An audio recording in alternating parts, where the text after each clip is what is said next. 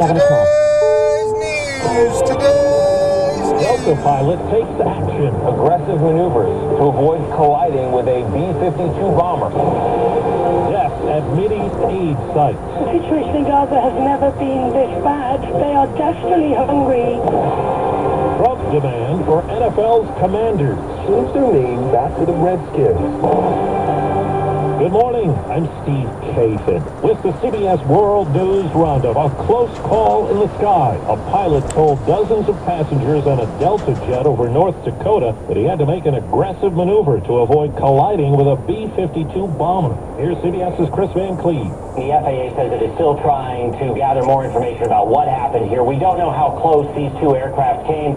It was a SkyWest regional jet with about 80 people on board flying for Delta. The captain said it was close enough that he worried that passengers may have seen the other plane, that B-52, coming at them after the plane landed safely. The pilot made this announcement. Sorry about the aggressive maneuver. It caught me by surprise. This is not normal at all. SkyWest says it's investigating, but stressed the flight landed safely in Minot after being cleared for approach by the tower, but performing a go-around when another aircraft became visible in their flight path. A new CBS News poll shows falling support for President Trump. His approval rating stands at 42%, a double-digit drop since February.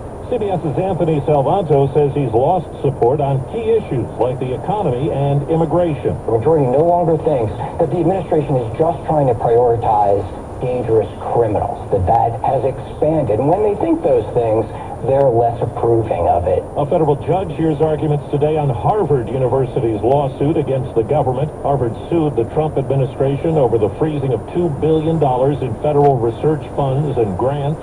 CBS News Boston reporter Samantha Cheney. Harvard, they want a judge to make a ruling on this without going to trial. The university wants the court to cancel the government to freeze on its federal funds. The White House said the administration's goal is to prevent anti-Semitism and DEI on Harvard's campus. Overseas, at least 80 people are reported dead in northern Gaza at a food aid location. Jerusalem reporter Linda Gradstein. The UN World Food Program said that shortly after entering Gaza, a convoy of 25 trucks carrying food aid encountered what it called massive crowds of hungry civilians who then came under Israeli gunfire. Israel says its troops fired warning shots after its soldiers were threatened. Back here at home near Lake George, New York, police are trying to figure out what led up to a young girl's death. CBS News New York's Lisa Rosner. 9-year-old Melina Fertolin has been found dead.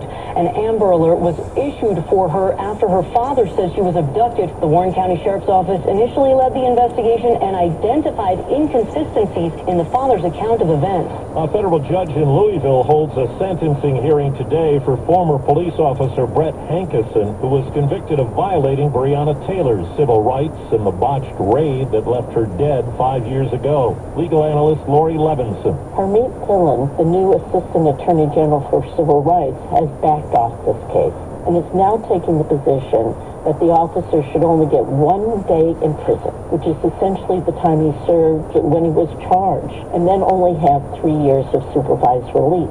That is very different from what the sentencing guidelines would ordinarily be for this case. Officials in the Texas Hill Country hit by deadly flooding on July 4th say just 3 people remain missing, down from nearly 100. People who had been previously reported missing have now since been accounted for. And with flooding in mind, lawmakers in Texas meet today in a special session. Upgrading the state's disaster warning system, a top priority for Texas Governor Greg Abbott. Improving communications will be a part of early warnings that we need to address. Abbott's also taken up President Trump's call to redraw the state's congressional maps in an effort to flip 5 more seats to Republican heading into the midterms.